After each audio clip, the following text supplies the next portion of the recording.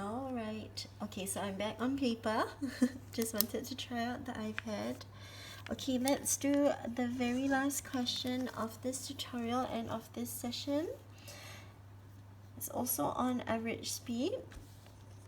So Zachary drove from town P to town Q. He drove at a speed of 60 km per hour for 2/5 of the journey. So what does this 2/5 of the journey refer to? Does it refer to distance, to speed, or to time? Okay, so for example, if I gave you 1 hour to run a marathon, and for the first 50 minutes you didn't go for the marathon, you just decided to sit at the starting point and talk to your friends, would you have finished any part of the journey? You wouldn't, right? It will just be sitting around and wasting time. So this 2/5 of the journey doesn't refer to the time. It actually refers to the distance. So every time you see a fraction of the journey, that's referring to the distance, right?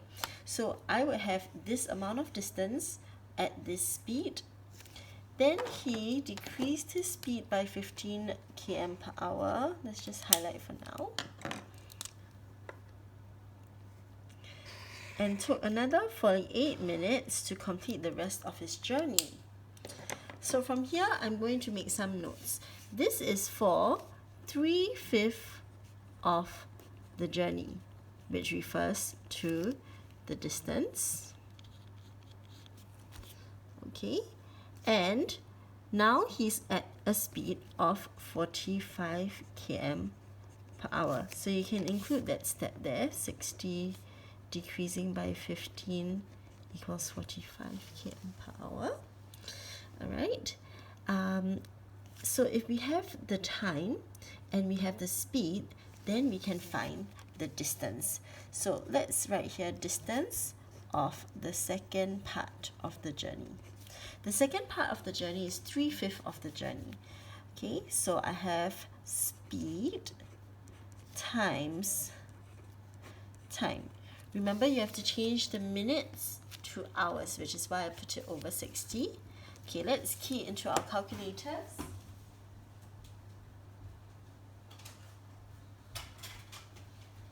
Sorry, just went to get my calculator. So if you have the answer, just write it down. It should be 36 km. And that's for 3/5 of the journey. So if 3/5 of the distance is 36, 1/5 of the distance would be 36 divided by 3. And from here, you get the full distance, because you want the distance between town P and town Q, that's the whole distance. 5/5 of the distance would be 12 times 5 equals 60. And that's the answer for part A. So let's label it part A. After this, we'll do part B. And in the final answer, right there with your units, that will be 60 km.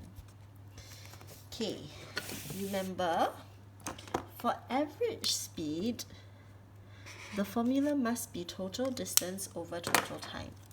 So if you want to make some annotations. Okay, so this is the total distance. Now we need to find out the total time taken. Okay, we don't have the total time for this part of the journey, so we need to do some extra steps here. Okay, let's work from this step. 1/5 of the distance is 12, and we want to find 2/5 of the distance. So that's 12 times 2 equals 24. So we know that this is 24 km at 60 km per hour.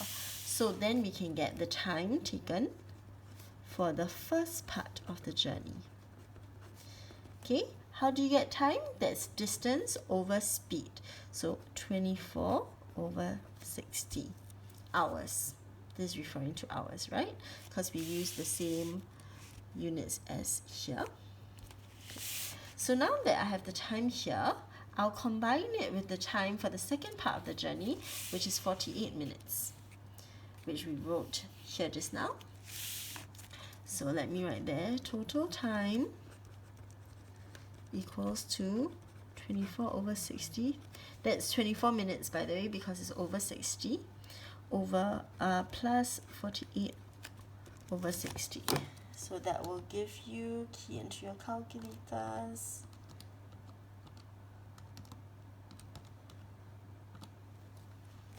1.2 hours.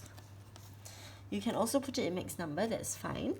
So the average speed will be total distance right here over total time.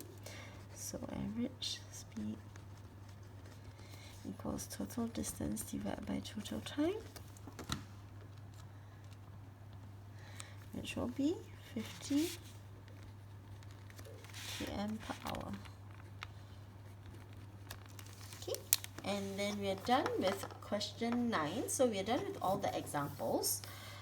Before I stop the video, there's one more activity here. Okay, what is a possible average speed of a moving motorcycle, an aeroplane, and a person riding a bicycle? So you have to match it up, draw 3 lines around here. But instead of giving you the answer, I'm going to leave it up to the comments. So after you finish the video, write down what you think. Write down the speed. So maybe you can type in the speed 720. If you can't type in km per hour, it's fine.